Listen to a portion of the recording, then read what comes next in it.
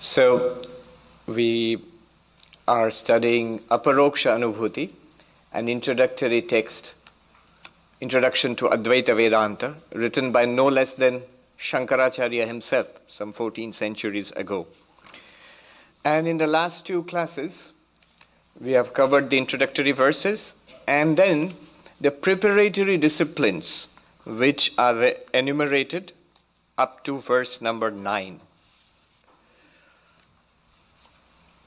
The preparatory disciplines in Vedanta are called Sadhana Chatushtaya. Sadhana Chatushtaya, the fourfold discipline. The fourfold disciplines being Viveka, that is, the ability to discriminate between, analyze the eternal and the non-eternal. Vairagya, a dispassion for the non-eternal, for the transient, and a desire to realize the eternal. And then disciplines, a sixfold discipline called the Shat Sampatti, or sixfold treasure. Shama, Dhamma, Uparati, then Titiksha, Samadhana, and Shraddha. So, sixfold discipline, and I'm not going to go into the details, we have spoken about it last time. And finally, Mumukshutvam, a great desire to attain this ultimate goal of human life, that is spiritual illumination, spiritual freedom, call it God, call it whatever you will. So these fourfold preliminary preparations, they sound pretty advanced, I'm calling them preliminary, but these are the basis, the foundations for Jnana Yoga, the path of knowledge. And now we are really ready to start the text. The actual teaching of the text will start from verse number 10. So let's come to verse number 10. Ukta sadhana yuktena vichara purushena hi kartavyo jnana siddhyartham atmana shubham icchata. This is the 10th verse. And what does it mean? What does Shankaracharya tell us here?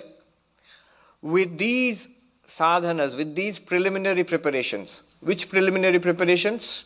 Go back to the last month. In case you've forgotten, the fourfold preparations which we just spoke about, equipped with these preliminary qualifications, the spiritual seeker, the Purusha, the spiritual seeker, should engage in vichara, philosophical inquiry, a spiritual inquiry. For what? Jnana siddhyartham, for gaining spiritual illumination. So one should engage oneself in spiritual inquiry or philosophical inquiry in order to produce that spiritual knowledge which will set us free. Why should we do that? What's the purpose of everything? Shubham icchata. Atmana shubham icchata. Desiring one's own well-being. Desiring one's own well-being. Well, let's look a little deeper into this verse. Let's start with the goal and the end, What do we want here? And here Shankaracharya tells us, the person who wants his or her own well-being, that person should do this. Now, who does not want well-being? We all find here that there is suffering, there is misery, and we want to overcome the suffering in our lives, in the lives of others.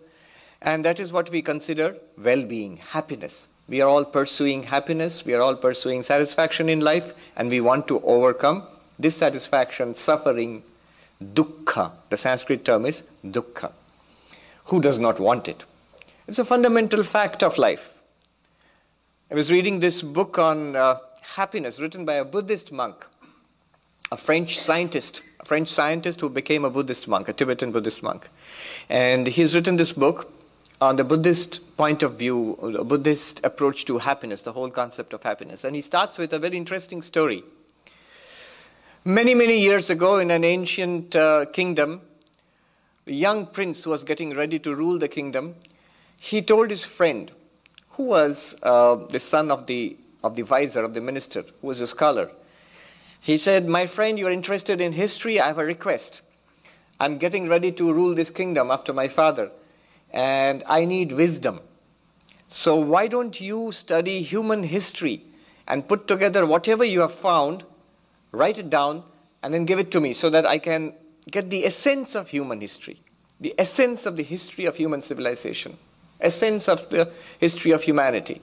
I want that. So put it all together." And this man, he was interested in history anyway, so he started working on this huge project, and he started studying and research and all. And an entire decade passed, after which he was ready. He came to the prince who was by now the king of the kingdom. His father had passed away, and this prince was in charge of the kingdom. He had begun to rule the kingdom. And the scholar comes out of his retreat and says, "O prince, O king, your highness, I have completed the task you set upon me of writing down the essence of human history, the history of the story of humanity, and all the lessons that we can learn from it. Here it is, 30 volumes. And the king said, "Are you crazy? I have just taken charge of the kingdom. I'm terribly busy. I have got so much to do, and I have to establish myself. I'm just starting off. I don't have time for that, 30 volumes. When can I read 30 volumes? Condense it. Make it shorter, make it much shorter." So what could the scholar do? He went back to his study and again worked on it. 2 decades passed. After 2 decades, he comes back. Both of them are mature now, the scholar and the king. And he says to the king, "O king, here is what you asked me to do. All my work, my research, I've condensed it from 30 volumes to these 10 volumes. 10 volumes! I am busy. Now I'm formulating the tax policies, the construction policies, and so many things for the kingdom. New laws are being promulgated, and so on and so forth. 10 volumes of history. I can't do this. You have to make it shorter, condense it further." So the scholar goes back and he works in his study. 3 decades pass. And then he comes back. He's old, he's stuttering, he's on a stick. And the king, he is extraordinarily busy. There's a kingdom, the war, enemy has declared war, and his king is on the frontier and he's fighting this war. He's also aging. And the scholar comes to him in his war camp and goes into his tent and he says, "Your Majesty, just a moment, please." "Yes, I'm busy." "Well, here is the summation of so many decades of work. This 1 volume contains the entirety of human history. 1 volume is too much. Condense it further. I'm busy with this war." Years pass, another decade or 2 passes, and both of them are very old now. And the scholar comes. He's so old, he has to be carried in a palanquin. And the king is on his deathbed. He's old and sick and dying. And the king whispers to him, "I don't have time to read. Just give me the gist of it in 1 sentence. Just a word or 2. What is the essence of human history?" And the scholar, who's also very old, he whispers into the ears of the king, the essence of human history. "They suffer, your majesty, they suffer." That is the essence of human history. People suffer. So, unhappiness, suffering, that was the first noble truth that the Buddha taught. And the desire to overcome this all-pervasive suffering, desire for one's own well-being and the well-being of others, this is the primary motivation behind all of our actions, everything.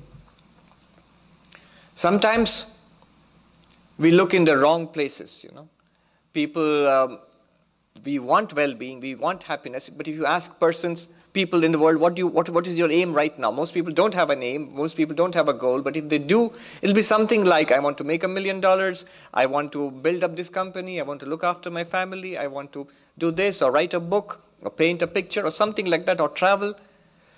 Now, that's all right, but behind all of them is the pursuit of well-being. They want to be happy, people want to be happy. That's why they are doing all this. In fact, they've forgotten that these were all in the first place.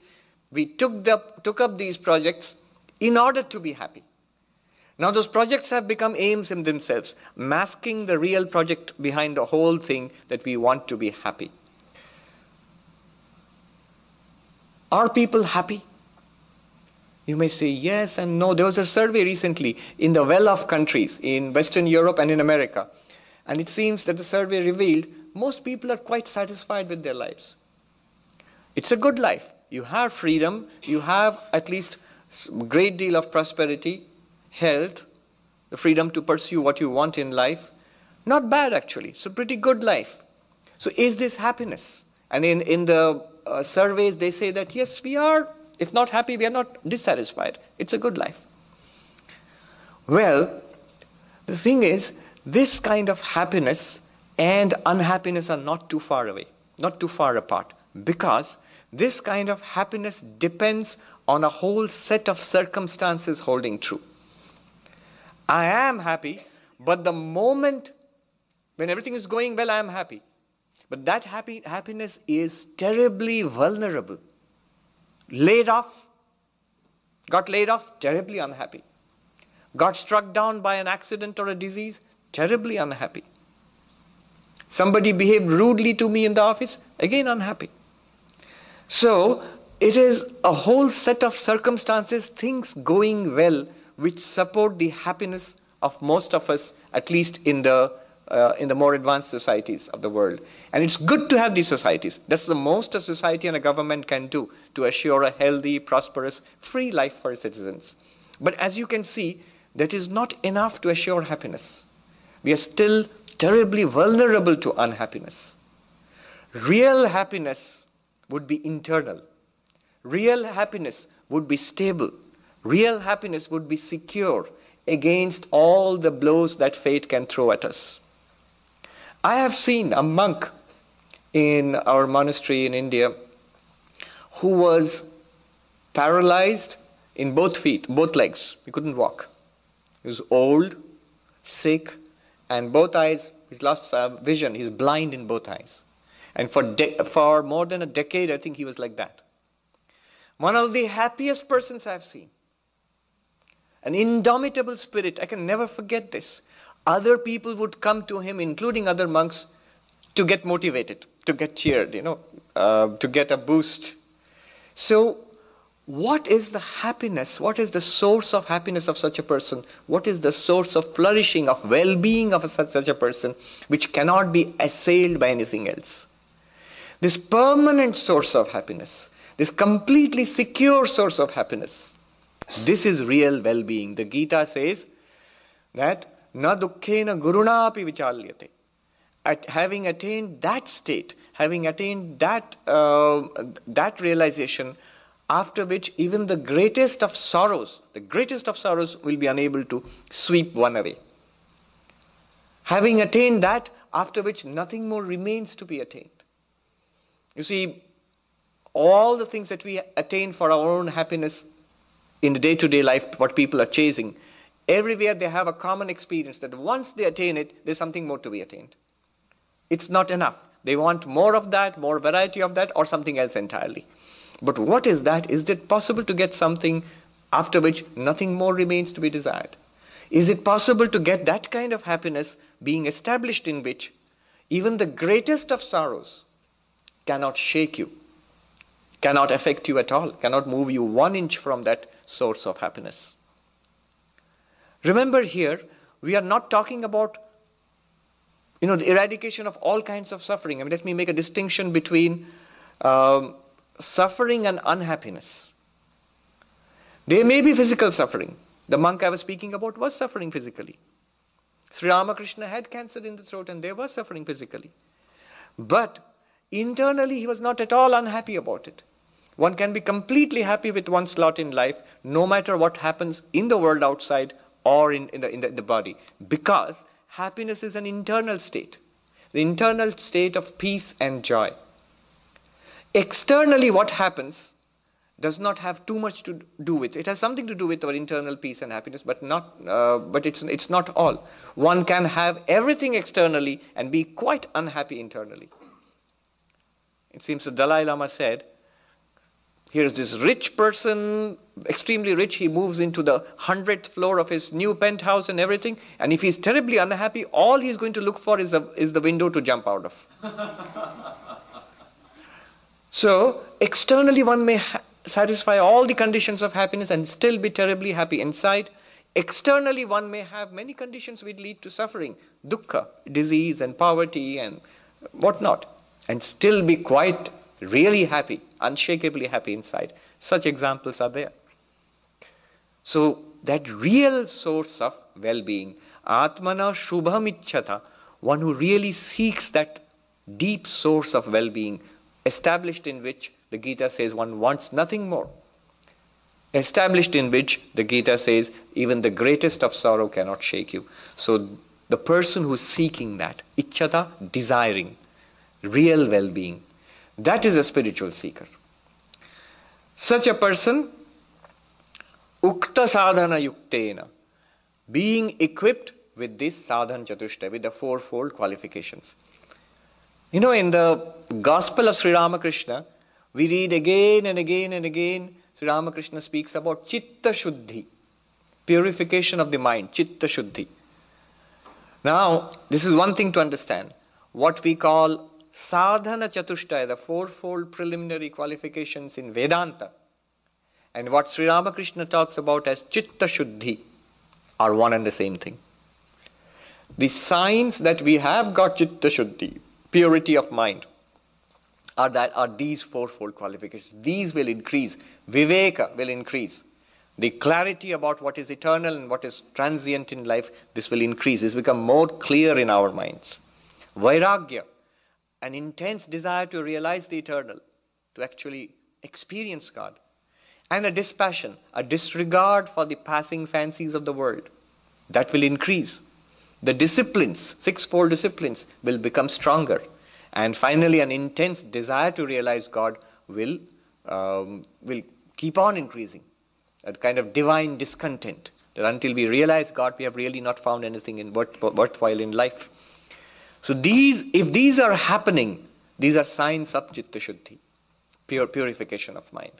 So what Sri Ramakrishna calls Chitta Shuddhi, and what in Vedanta we call Sadhana Chatushtaya, the fourfold preliminaries, are one and the same thing. Chitta Shuddhi is a state which is the symptoms or manifestations of which are an increase, an excellence in these fourfold qualifications. Now, what should this person do? Ready for Vedanta? Should engage in philosophical inquiry, spiritual inquiry. Vichara, he says, for what? Jnana Siddhyartham, for spiritual illumination. Remember, Viveka, Vairagya, stability in spiritual practices, concentration of mind, moral disciplines, all of these are still preliminaries. Why are they preliminaries? They are definitely spiritual practices, but they are beginning. They are the foundation, they are preliminaries. Why are they preliminaries? Because they are in the level of the mind. They are in the level of the mind. You can feel them when you are awake in this state. The moment the mind goes to sleep, in deep sleep, they are gone. There's neither purity nor impurity, no concentration, no lack of concentration. None of them make any sense when the mind is not there. But what exists when the mind is also shut down? When you are awake right now, when you are asleep and dreaming, and when you are not dreaming in deep sleep, in all three states, what is constant? That unchanging consciousness, which is a witness to all the states of our experience, which is a witness to the 5 sheets, the Panchakosha. That self, the pure self which Advaita Vedanta talks about, that is to be realized. And for that knowledge, one should do vichara, inquiry. If that knowledge is required and spiritual inquiry leads to that knowledge, then why not go straight there?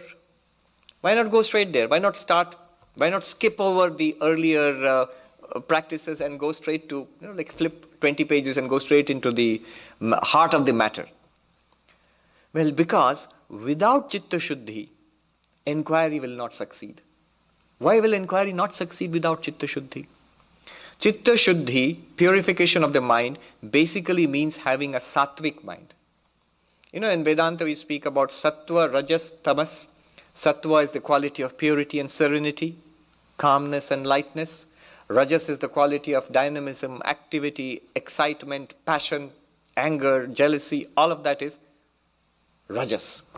And tamas is inertness, dullness, laziness. Tamas. Now, sattvic qualities, sattva guna, is equivalent to purification of the mind, chitta shuddhi. Unless sattva guna increases in the mind, if we try to do vichara, philosophical inquiry, spiritual inquiry, with a rajasic mind, with a tamasic mind, the inquiry will also be rajasic or tamasic. And the result will also be that. So therefore, a sattvic inquiry, a spiritual inquiry, sattvic inquiry, the same thing. A spiritual inquiry is what is recommended, and for that one must have a sattvic mind as far as possible. So we cannot skip over, unfortunately, over the less glamorous parts of spiritual practice. The foundation. Now, verse number 11.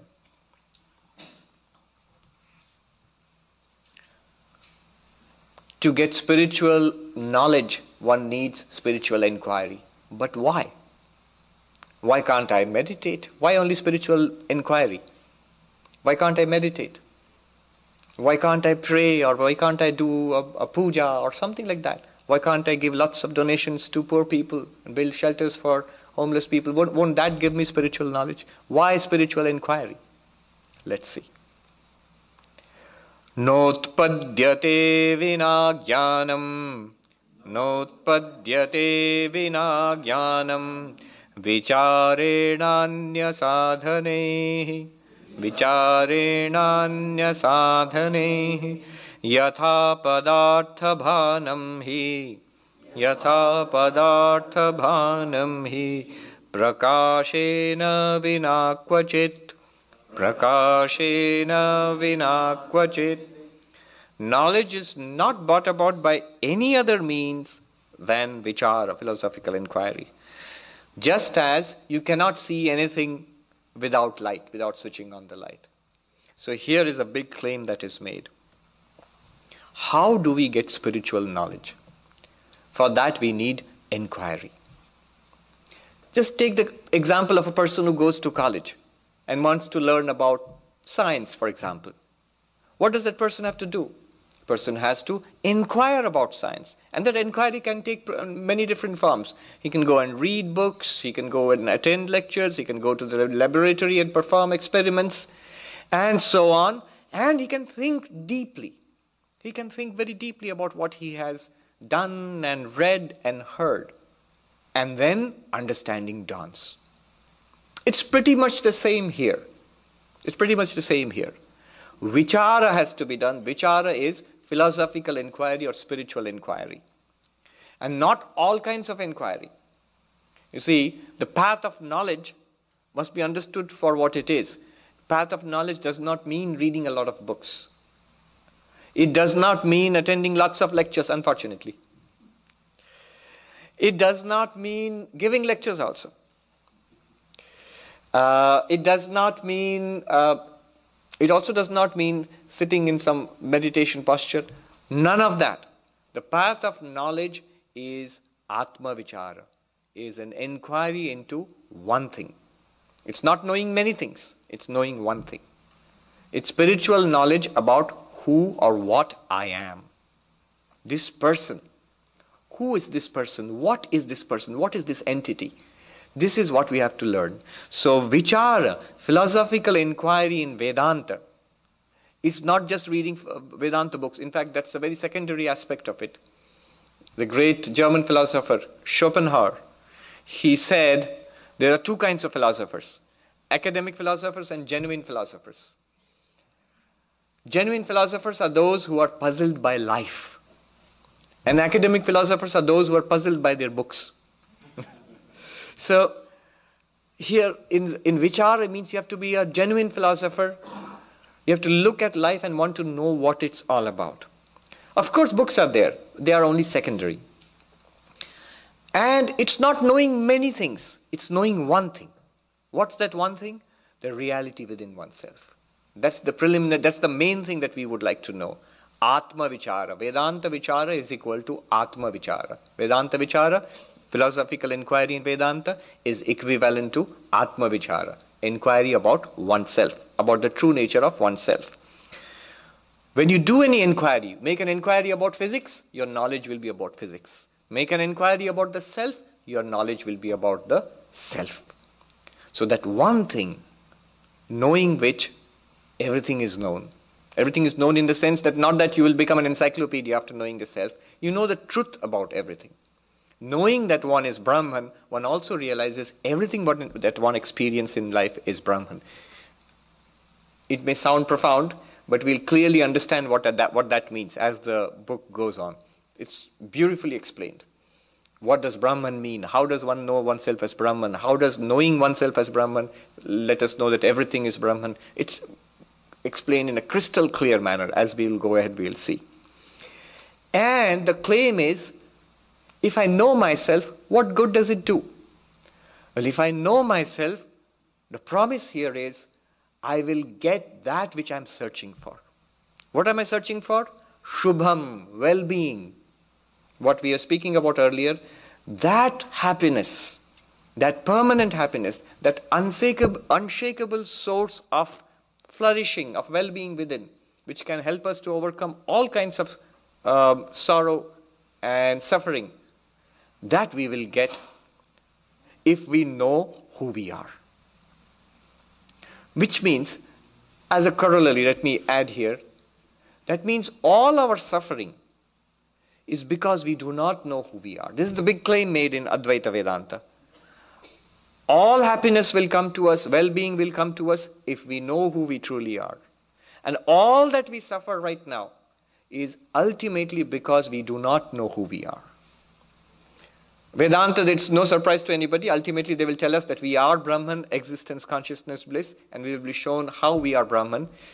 Because we do not know that, what happens? I do not know I am Purnam, complete. Because I do not know that, I feel incomplete. I feel incomplete. Ignorance leads me to feel incomplete. And then I try to complete myself from what? From what I experience. I do not experience the infinite existence, consciousness, bliss. I experience this body and mind and the world in front of this body and mind. And I try to grab things from this world in order to make myself complete. And in doing so, I act. And actions are sometimes good, are sometimes bad, and they have consequences. And then I'm trapped in the wheel of karma. So the chain is ajnana, ignorance. Ignorance about what? Not physics, chemistry, or Sanskrit, or even ignorance about Vedanta. Ignorance about the self, about what I really am. Ignorance about that is ajnana, is the cause, or avidya, ignorance. And the result of that is desire, kama, desire. Why? Because in between is a feeling of incompleteness. And in order to fill me up, in order to feel complete, in order to feel, get well-being, the feeling of that, I keep grabbing things from the world outside, wanting things from the world. This is what is called desire, kama. And because of desire, I have action prompted by desire. And everything in the world, things which I desire, I try to pull into this little self, add it to this little self in the hope of being happy. So this action leads to consequences. Karma leads to consequences. And we are trapped in the wheel of karma, birth and rebirth. Birth and rebirth are the consequences of karma. So therefore, the chain is avidya, kama, karma. Let me repeat that. Ignorance, desire, action. Once there is action, good or bad, we are trapped in the wheel of samsara. Now, the way to get out of this wheel of samsara is to go to the root of it. The root is avidya, ignorance. Ignorance about what? Ignorance about myself. So what will help me? Only that which removes ignorance. What removes ignorance? What removes darkness? Light removes darkness. What removes ignorance? Knowledge removes ignorance. So knowledge will remove ignorance about myself. When I realize myself as complete, infinite, that I do not want anything, then the desire prompted by a feeling of incompleteness will disappear. Then all action born of desire will disappear. Remember, there still may be action. The enlightened person in the world may still be engaged in altruistic action, but not action based on desire, selfish desire. And hence that person is free. So ignorance, desire, action. Get knowledge, that removes ignorance, that removes the desire born of ignorance, and action born from that desire. So this is the logic behind the whole thing. So knowledge is necessary, and how will knowledge come? Through philosophical inquiry. He says, na anya sadhane, not by any other practice. When you come into this room, it's dark. What do? You switch on the light. Do you pray or do you start trying to sweep away the darkness? Nothing. You just need to switch on light. In the same way, all we need to do is get knowledge. And that knowledge comes from inquiry. Any knowledge comes from inquiry. So other spiritual practices, I need not go to the temple anymore. I need not pray anymore. I need not repeat my mantra anymore. You're inviting deep, deep trouble. So there shouldn't be misunderstanding at this stage. All other spiritual practices, whether it is selfless work, you want to help the homeless people, educate the ignorant, help the sick, that's useful. That is extremely important for spiritual life. Bhajan, bhakti, devotional practices like rituals, like devotional singing and prayer especially, extremely useful. They are the major supports of spiritual life. Meditation. So, is meditation useful or not? Of course. It's just like a person who goes and attends a lecture in a class and reads a book but refuses to think.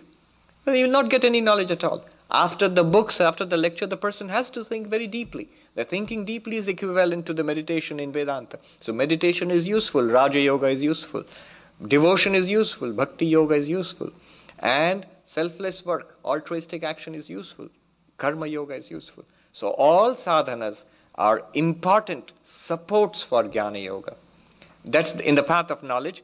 All other spiritual practices are taken as important supports. But finally there must be spiritual inquiry, vichara, which will lead to knowledge, and that knowledge alone will set us free. Then we come to verse number 12. What will be the form of this vichara? What will be the form of this vichara? How do I do this vichara?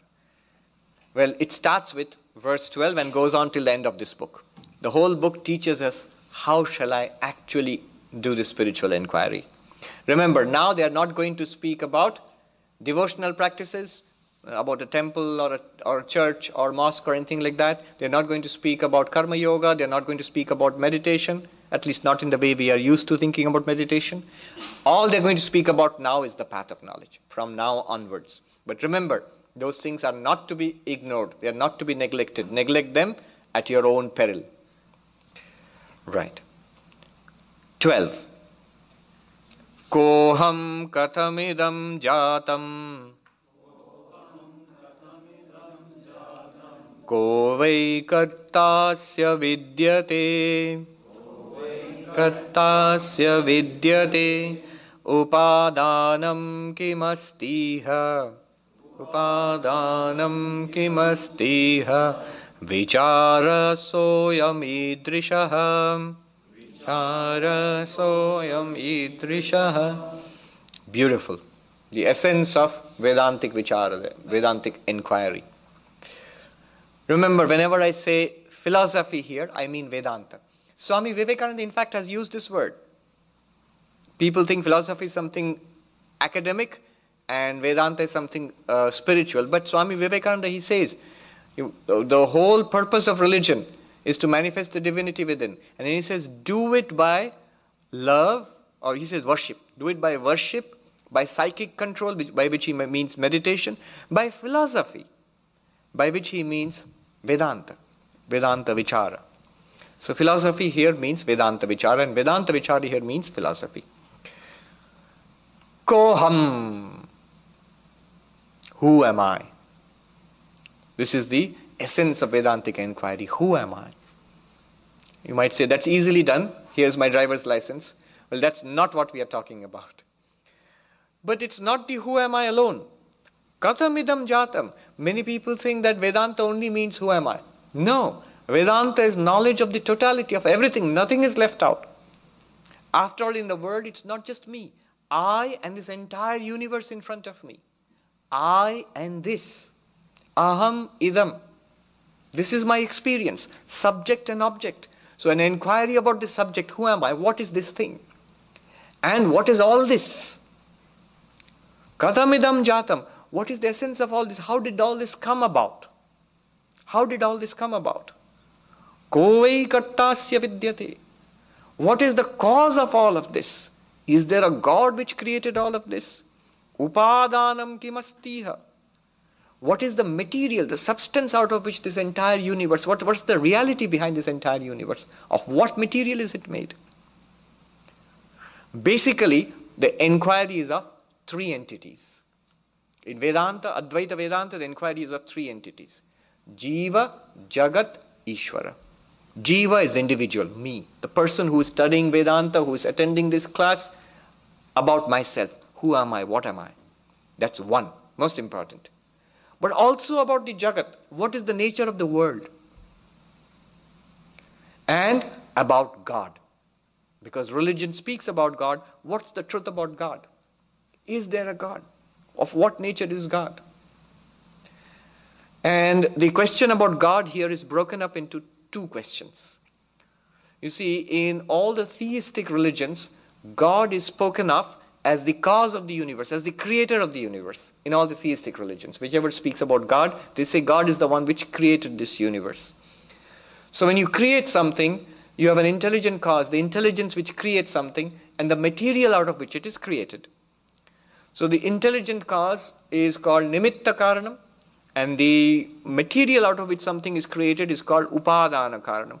Pretty much like a carpenter makes a table, so the wood is the upadana, material out of which the table is made, and the carpenter is the intelligence which has fashioned this table out of the wood. Similarly, the question about God is split into two parts.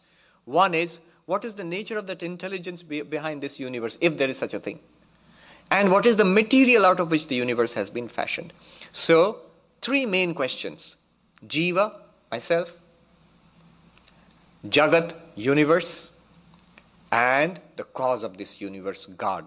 Divided into two smaller questions.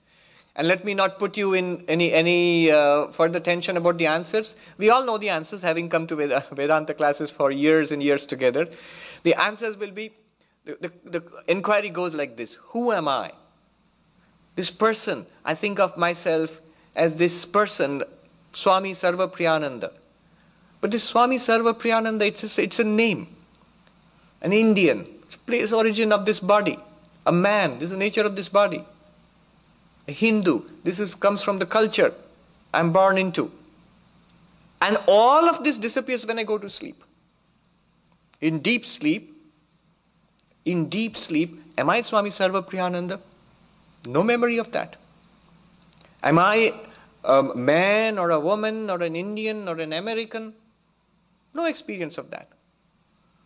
And shall we say we do not exist in deep sleep? Then whose deep sleep is it? So, this very experience we have, the identity we have about ourselves, these are mental constructs floating in our mind, constructed, imposed by society, generated by ourselves through our life experiences. One blow to the head and it all goes away. The experience we all have.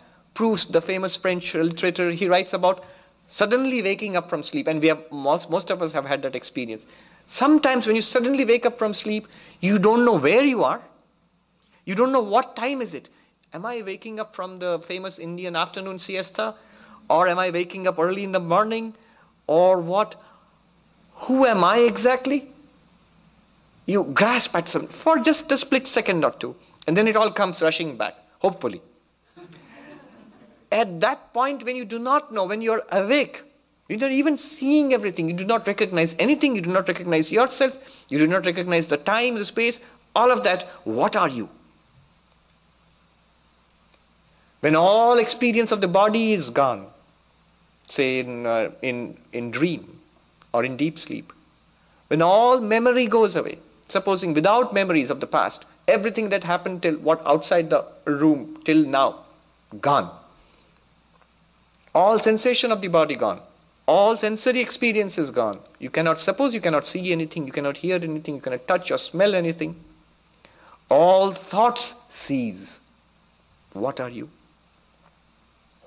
This is Koham. What am I? Today's America and in the most of the modern world, there is another inquiry of who am I? People say, what are you going to do? I'm dropping out of college and hiking to India. Why? I'm trying to find out who I am really. That's not a spiritual inquiry. People try to do that. I'm trying to discover myself. Especially in this country, people drop out of college or education and maybe they're going to go and join a rock band or maybe going to do something or hike around the country or something like that. And what are you doing? Discovering myself. That's not a wrong idea, but it's not a spiritual inquiry. They're discovering more about one's own mind and personality. That's a good inquiry to do, but let's be careful here. In Vedanta, that's not the pursuit. In fact, we'll take a very casual look in passing at the mind and leave it behind.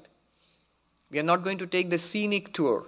We are going to go straight to the self. So, who am I in the sense of discovering my potentialities, discovering my personality, what kind of person I am? That's a good inquiry, and many young people do it. Maybe they should do it also. But what you discover at the end of it is, again, from Vedanta's point of view, far away from what you really are. That's also a changing entity. So, Koham, Katham idam jatam, this universe, how does it come about to be? And what does Vedanta say to that particular question? This inquiry, again, is not a scientific inquiry. We are not talking about whether the Big Bang theory is right and what happened at the creation of the universe, how did the fundamental particles emerge. That is what Stephen Hawking is doing, not Shankaracharya. That's an inquiry, that's physics. But this is not what Vedanta is asking. What Vedanta is saying, this entire universe of my discourse, the entire universe of my experience, what I am experiencing life as, this entire universe in front of me, every night when I go into deep sleep, it disappears into the blankness of ignorance. My waking universe, my dream universe is swallowed up in the darkness of deep sleep. When I wake up, again out of that blankness, that ignorance, that ajnana of deep sleep, dreams come and the waking universe emerges. What comes from ignorance, what disappears into ignorance, the root cause of that is ignorance. Vedanta will tell us there is an ultimate reality called Brahman, which we do not know. That not knowingness is the root of this universe. Universe, Brahman, the ultimate reality, unknown, misunderstood, is the universe. The universe, properly understood through Vedantic knowledge, is Brahman. So how does this world come about? It is through ignorance of Brahman. How this world will go, if it at all has to go? Through knowledge of Brahman. We have to realize this world itself as Brahman, as the ultimate reality. And how does God create this universe? You see, the whole idea here is, this can be something we can think about when we leave this class today. Is there clay in the pot or is there a pot in the clay? A typically Vedantic question. Here is a pot. And they were obsessed about pots, I guess, in ancient times. You'll always find an example about a pot here. But whenever you do any archaeological excavation about any ancient civilization, what do you come across? The first thing you come across is pottery. And then they might have tossed it away. We just take it, 3,000 years later, we take it and we carefully put it in a museum, a broken piece of pottery. Now the question is there clay in the pot? It's a clay pot. Is there clay in the pot or a pot in the clay? When we take a look at a pot and we say, okay, it's made of clay, there's clay in the pot. When we look carefully, it is clay. Outside it's clay, inside it's clay, the top is clay, at the bottom is clay, so it is clay. So the pot is something that exists in the clay.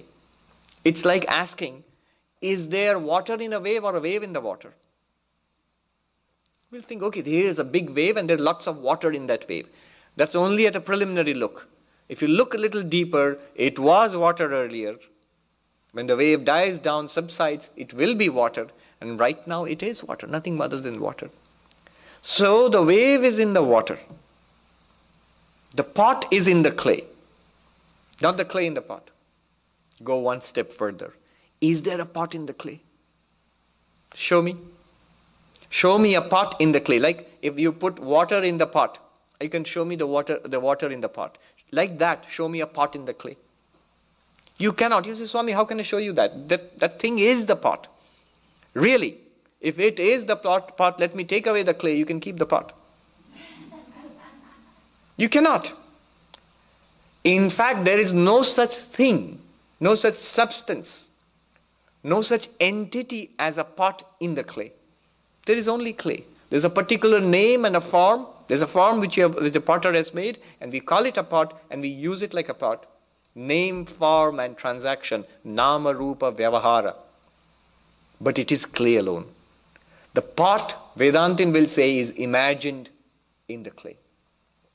The pot is imagined in the clay. Why am I going on and on suddenly about pots and clay? Well, it's like this. Follow this carefully. Is there this universe? In this universe, is there consciousness? And say yes. Or is the universe in consciousness? It's exactly the same. You see a pot. Now, is there clay in the pot, or is the pot in the clay? I'm asking you, here is this universe, and obviously there is consciousness, because you are conscious, hopefully. So far, you're with me. You are conscious. Now, this universe is there, and you are there conscious. So your consciousness is in the universe, or is the universe in your consciousness? Preliminary answer will be, of course, my consciousness is in the universe. Here is this vast universe, and in it is this little body, and in it is this little brain, and in that little brain somehow consciousness is being generated. So consciousness is there in the universe. If you look a little deeper, you will find no experience, no evidence of any universe outside your consciousness. Think about it. When have you ever experienced a universe apart from your consciousness? The question is logically impossible. Experience means consciousness. How can you have experience without consciousness? By consciousness, I'm using a broad term. Awareness, sentience, whatever you call it. Every experience is in consciousness.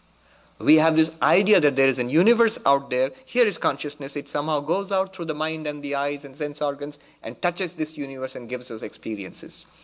Rather, there is consciousness, and the experience of the universe arises in consciousness. Now let's go to the next stage. Is there really a pot in the clay? If you have accepted the pot is in the clay and not the clay in the pot, is there really a pot in the clay? Let me ask you, is there really a universe in consciousness? That's how the inquiry will go. We'll see that just as a pot is a name and a form imagined in clay, pot is imagined in clay, in the same way, time, space, and causation, the very fundamentals of this universe, are imagined in pure consciousness, in Brahman. That will be the conclusion finally. And not a theoretical conclusion, not something to be believed in, not a fancy philosophical conclusion which we may learn and put away in our notes, but something that we shall actually experience vividly. Once we experience it, there's no coming back. Once you have seen that there is no pot in the clay, you're never going to find pot again. It won't prevent you from using the pot, but you'll know it as clay. You see, what is achieved is, when you see it first, it's a pot. When you go through this Vedantic teaching or confusion, whatever, at the end of this process, when you get out of the room and you see the pot, you say it's clay. So pot is not a reality. Pot is something imagined in the clay. We will actually see this entire universe, including this little person, is something that is superimposed, imagined, projected in consciousness. Consciousness alone is real. So that will be the conclusion. I'm just pointing out what's in store for us. Vichara soyam idrisha. This is the nature of philosophical inquiry. This is the kind of inquiry we will be engaged in the classes ahead. Let me quickly tell you what's going to happen next. In the next 3 verses, 13, 14, 15, very quickly Shankaracharya will tell you what I've just told you. What is the nature of the inquiry into myself? What is the nature of the inquiry into the world? And what is the nature of inquiry into God? In 1 verse each. Quickly he'll indicate. Then he will start the long, detailed process. There will be a long process of finding out who am I. That will come from the 16th verse onwards. And it will go on for quite a while. Detailed, painstaking examination. Why am I not the body? If I ask you the question, Shankaracharya will guide us step by step, take us by the hand and show you clearly the body is as much an object as this book or this table. It's an object entirely different from you. And we will not be able to deny it. First we will understand it intellectually and we see it clearly in our experience. That yes, the body is an object. The body won't disappear, don't worry. Or don't be hopeful if you want that. Body will still be there, but you can clearly see it as an object apart from you. That will be accomplished, not just the body, even better or more scary, depending where you're coming from. You are not the mind also. Annie Bardak wrote in this beautiful article she wrote about Swami Vivekananda in the Wall Street Journal, in Swami Vivekananda's 150th anniversary. And she mentioned how immense popularity of yoga in the United States dates back to Swami Vivekananda, who introduced Raja Yoga and different kinds of yoga in the United States, popularized it. But she writes that Swami Vivekananda would be surprised at how everything has become about the body. Yoga is entirely about the body here. And she writes that Americans who rush about practicing yoga, millions and millions of them in so many studios, they would be shocked to hear the Swami say, "You are not the body." So, well, at least for the peace of the mind and stress management, managing the mind, they would be further shocked to hear the Swami say, "You are not the mind either." So, how am I not the mind? Most of us, we may not consider ourselves to be entirely the body, but we do feel we are embodied minds. We are in here. That's what we feel about ourselves. And he's going to show us with 7 powerful reasons. He'll come forward and show us clearly, demonstrate to us how we are not the mind. The mind is as much an object as this. This is a gross object. The mind is a subtle object. He will show it to us. And you will actually begin to feel it. The mind is something that you can put on and discard. And then go further ahead. So that will come much later. And then beyond that, non-duality. What is this universe and how are we one with this universe in Brahman, existence, consciousness, bliss. Beyond that, with some philosophical discussion about Jivan Mukti will come in. And after that, yeah, I want to realize this. How can I make this a living reality? That comes at the very end. Don't jump ahead. Because it won't work if you jump ahead, let me tell you. A 15-step process. 15 steps or 15 practices for enlightenment. It's given as 15 steps, but basically it's all one step. And it's the same thing in 15 different ways. So that will be prescribed. What are we to do, actually practice in our lives? So that comes at the end, and finally the results of all this knowledge. What's the payoff? And the payoff is great. There's nothing greater than that in entirety of the human experience. So that will come at the very end. That's what is in store. Stay with us, and I promise you a thrilling journey in the months ahead. I'll just say Om, I'll just give the Shanti, and then we'll have 1 or 2 questions.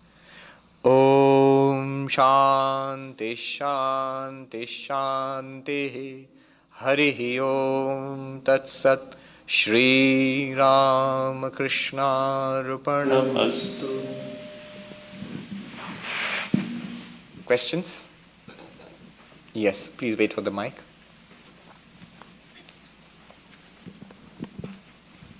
Thank you. Can action exist without desire?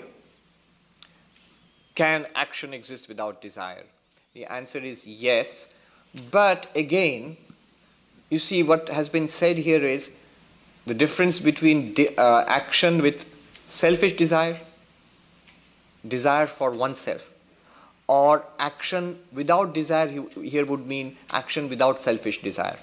Now if you say desire for the welfare of everybody, altruistic desire, that would not be considered harmful here. That would not be taken in the category of karma. You see, the Sanskrit terms are pretty clear.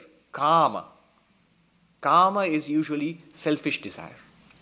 And nishkama would be without selfish desire. Now, could there be a desire for the welfare of the world? Yes, there could be. And that's non-binding. That's non-binding. The whole aim being freedom, a non-binding action or non-binding desire would not be considered a desire. Somebody asks Sri Ramakrishna, what about the desire for God? You keep talking about giving up all desires, at the same time you say you should want God, terribly, intensely. So isn't that a desire? And Sri Ramakrishna says very clearly, the desire for God is not to be counted as within desires. In Bengali he put it that michri chinir moddhe noy. That means sugar candy is not to be counted as sweet. The idea being that sweets lead to acidity and sugar candy actually destroys acidity. The desire for God overcomes all other desires. So it's not a desire in that sense. Yes. Yeah. So we use the mind as an instrument to know whether it is a selfish motive or non-selfish motive, right? Yes. But we also, on the other hand, we say that we are not the mind. Yes. So how do we really know if you have to use mind as an instrument when you are not really the mind, Yes. right? So how does that, there's a How does it discrepancy work? there. Yes. The answer is there in your question itself. How do you use the mind as an instrument when you know you are really not the mind, or if you are not really the mind? In fact, you can use something as an instrument if you are really not that. You can use the microphone as an instrument. It is an instrument because it's not you. The one who uses is not the instrument. The one who uses something is different from that which he uses. That which he uses is an instrument. The Sanskrit term is karana, an instrument. In fact, the mind is called antahkarana, the internal instrument. So the instrument is always different from the person who uses it. And the interesting thing is, in the case of the mind, we seem to violate it all the time. We keep thinking of the mind as an instrument and the mind as ourselves. Is the mind an instrument? If you have recognized the mind as an instrument, you're already pretty far ahead in Vedantic Vichara, Vedantic inquiry. The problem is we do not recognize the mind as an instrument. It's like an instrument suddenly has become the ruler of everything, It's, I give the example of the science fiction story, a report on Planet 4 or something like that. The story goes like this. Aliens have come to Earth and they come in their flying saucers and they watch from space and they see all these cities and freeways and everything, and they ride back to their home planet. We have come across a race of intelligent beings in this planet, and these intelligent beings are made of metal and they have 4 doors and 4 wheels, and they run along on luxurious pathways, and they have slaves, little creatures with 2 legs and 2 hands who come and who take care of them. And the car is an instrument, and the little creature who seems to be taking care of the car is the master of the car. But often it may seem that the instrument has taken over. In our case, Vedanta says that's true. The mind has taken over.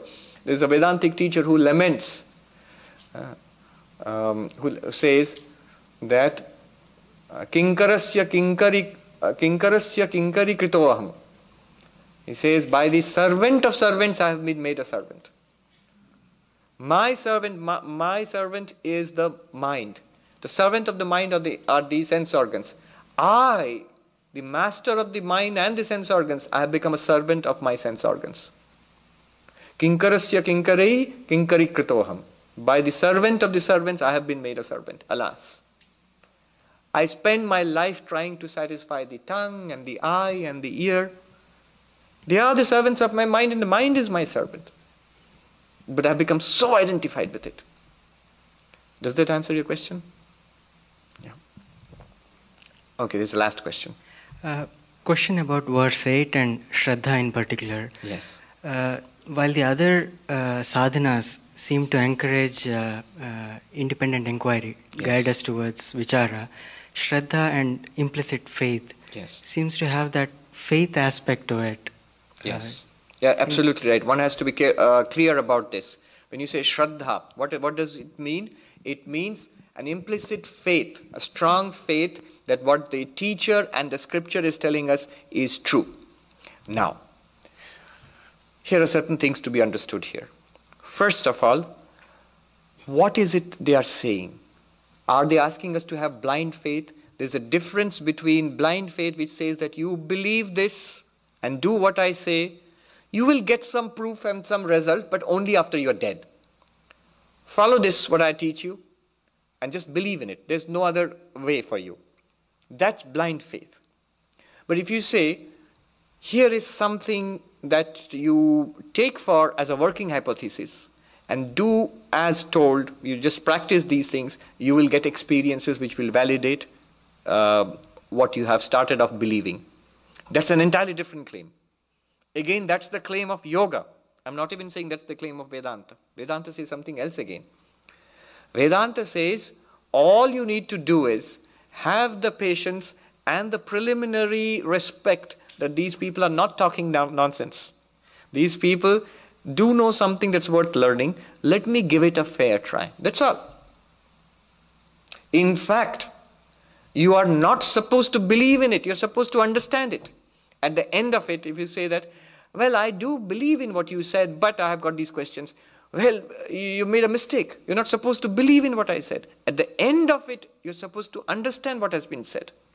After that, if it becomes a living reality, that's the goal. But even before that, just at the end of this course, I won't blame you if you are not enlightened. If you are not Jivan Muktas, Brahmagyanis, I'm not going to, you still get a passing grade. But if you say, it was a great thing, now I believe in Vedanta, you failed. You're not supposed to believe in it. Not at all.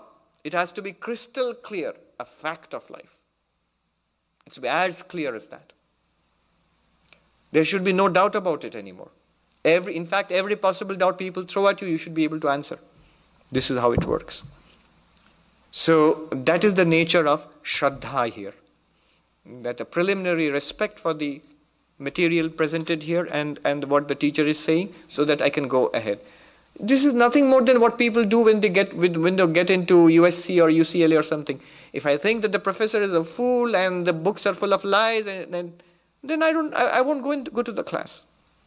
I'll doubt everything that they say. But generally we don't do that. In fact, more healthy dose of skepticism in our classrooms would be even better actually. So critical thinking, skepticism is good. That's one. And one more thing. Subtle point has to be understood here.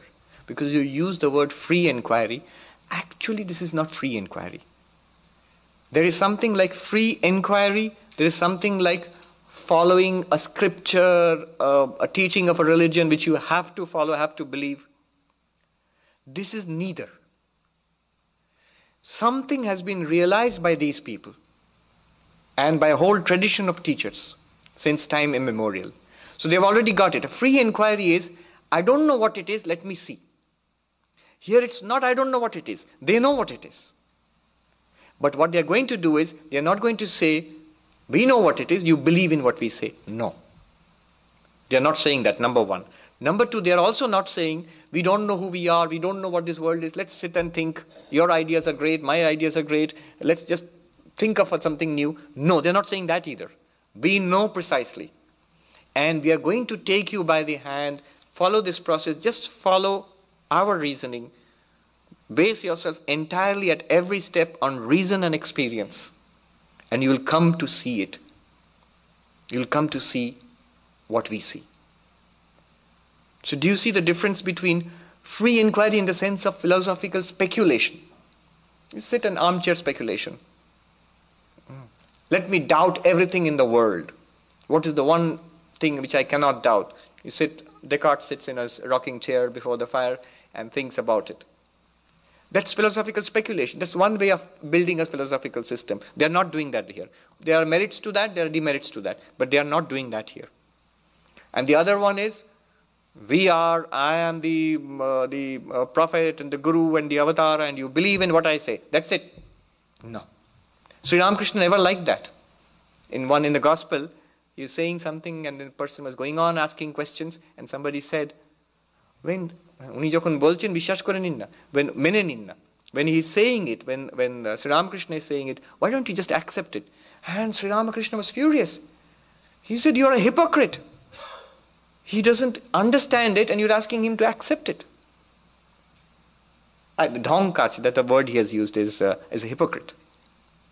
So yes, it's a good question. One must understand the nature of the enterprise we have embarked upon. It's not philosophical speculation. It's not a variety of theories we are examining. It's also not religious dogma. Not religious dogma. It's pedagogy. The teacher knows where he's taking us, but we just have to walk carefully and every step understand and match it with our experience, so that we come to see what the teacher sees. All right. Thank you very much. Thank you.